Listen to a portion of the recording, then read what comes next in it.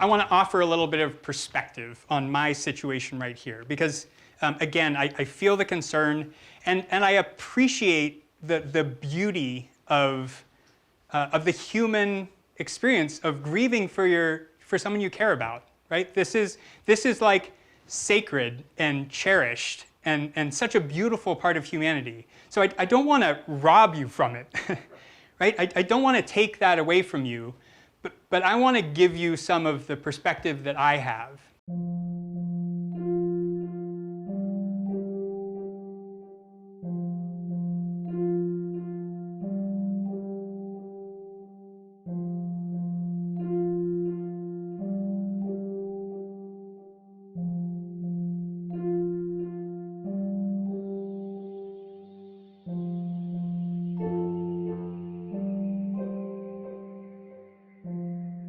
The first thing I'm going to try to do, which I know is hard, I totally understand the personal narrative part of this, right? I started with my brain, I called you all here, I have this crazy tumor in my brain, right? I even have a film crew filming me, so everything is squarely focused on me. So the first thing I want to do is try to shift attention away from the visionary and make sure it's squarely on the vision.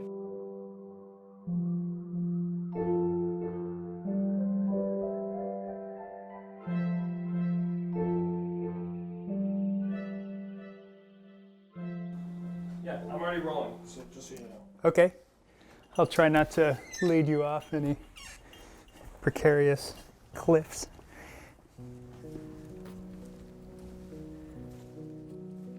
My work focuses on trying to understand the biological roots of conflict.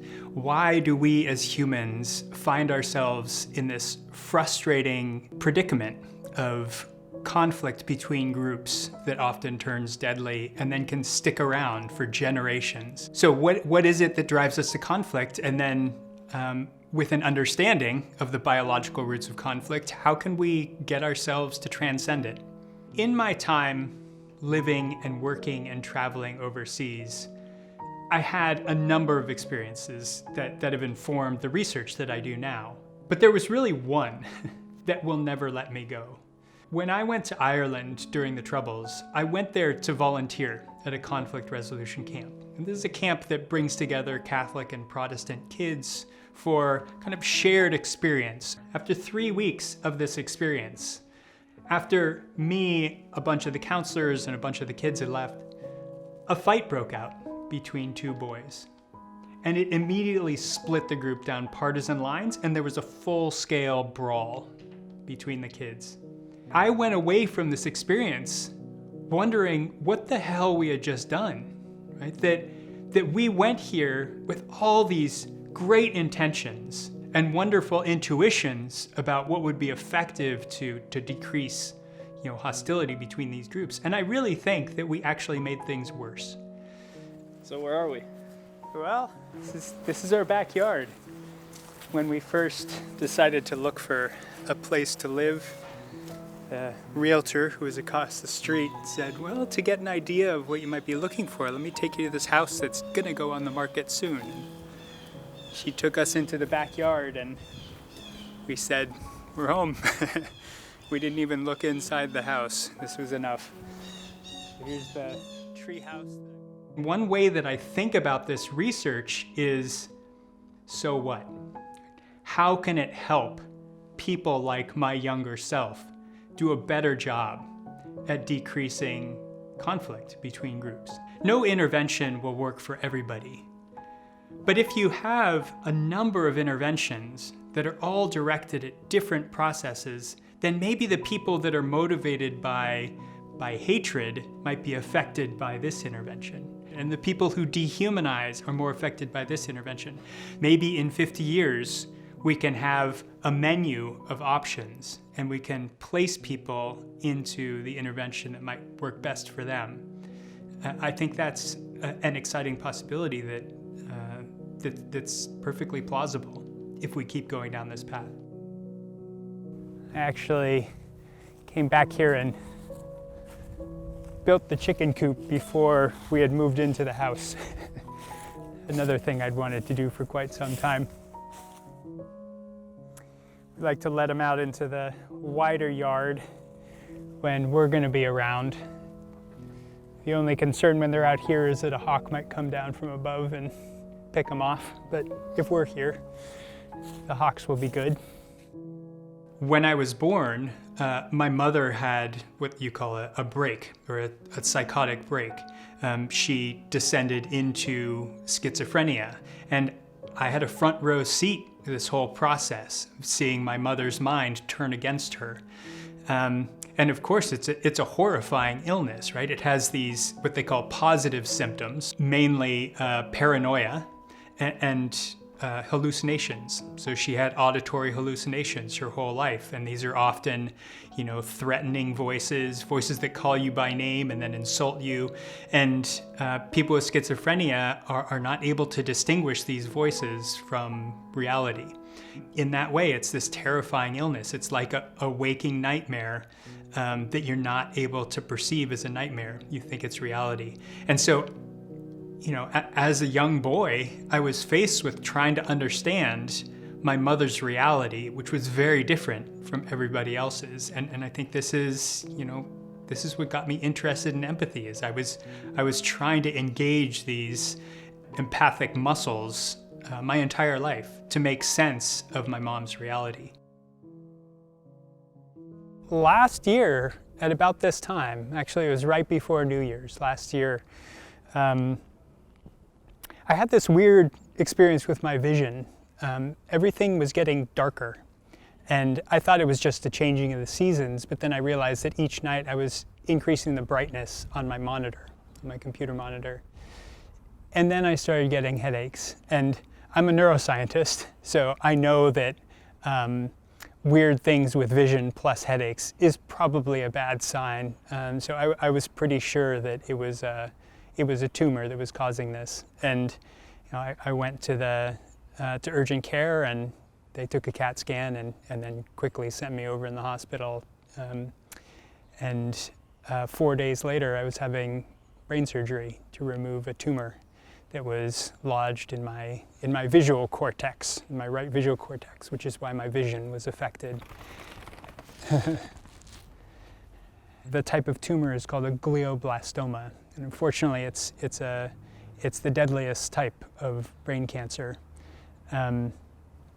So I know how to read these papers, so I of course quickly researched what was going on in my own brain, and the survival curves are quite bleak, with like an average survival of about 14 months.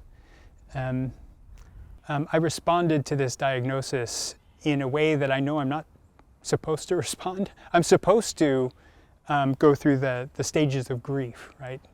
DABDA, denial, anger, bereavement, these types of stages that's common for the human brain to go through. But there are other ways that the human brain can respond, and one of them is to get this incredible sense of clarity and focus on what's really important in life. And for whatever reason, I think that I have been had the great fortune of responding this way rather than a typical way. And this has made me laser focused on the things that I think are most important, the things I want to achieve before I'm gone. One of the ways that I think about how we're driven to conflict is that we have a series of forces within our minds that are either pulling us towards conflict or holding us back. That liking another group might be an inhibition from harming them. Humanizing another group, again, might be an inhibition. If you hate another group, that might be something that pulls you towards conflict. I think the force that I've had the longest interest in, that kind of sparked my interest in conflict in general, is empathy. So trying to understand and appreciate another person's perspective and really feel for them. Our intuitions aren't necessarily the best guides of what's going to work, especially in intergroup conflict. So I think one of the important things about this research is it challenges our intuitions and might give us a more effective way forward. if we can be aware of the ways in which empathy actually interacts to increase or decrease conflict, then it might make us much more efficient at developing programs that have the desired outcome rather than interventions that backfire.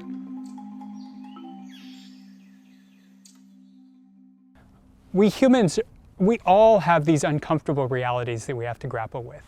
We all have a finite timeline, right? We're all gonna die, and we don't know when or how. And for me, everything's still the same. I still have a timeline. Right? It's just that the probability curve is shifted on this timeline. Maybe the maximum is decreased quite a bit, and I have a little more certainty on probably how I'm going to die. So, you know, I don't think anything has changed that much for me. I feel very fortunate in many ways, and another way I feel fortunate is I have at least enough time to prepare as best I can my children for the eventuality of the loss of their father. And I know that children can respond in different ways to trauma, right? If they have support around them, then they might respond in really positive ways to a traumatic event. It might make them stronger people. If they have no support, then it can be the type of trauma that throws them into depression, that gives them a chip on their shoulder their entire life. And I have the opportunity to try to shape this. And that's amazing. So that's part of this, right? This treehouse. It's part of the physical structure that I create for them at this house, but it's also the emotional kind of support structure that we have time to develop for our kids. Of course, we've been doing this our whole life, but it allows me to be even more intentional about it.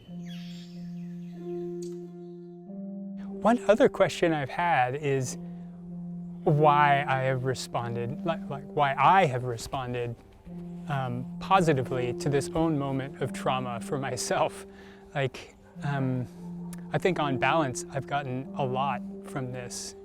I feel like my focus on trying my best to have a positive effect on the world has only been increased since the diagnosis. And I've been wondering why this happened. And I think a lot of it has to do with my mom. That not only was she inspiration to go into neuroscience, but she's inspiration to try to do the right thing right now. And I think the reason is that she showed me this remarkable example. Right? She like walked through this incredible valley of darkness, but she never let it touch me. And she never once in her life did she direct an unkind word or gesture in my direction. And that's just kind of remarkable that she could walk through so much darkness and give me only light. And I think I've realized that I've responded to that not just as inspiration, but as a challenge, right? Now I find myself in my own valley of darkness, and, you know, if my mom was able to do that, certainly I should be able to do it as well. So I've just realized how much she was able to give me when she was beset by so much in life.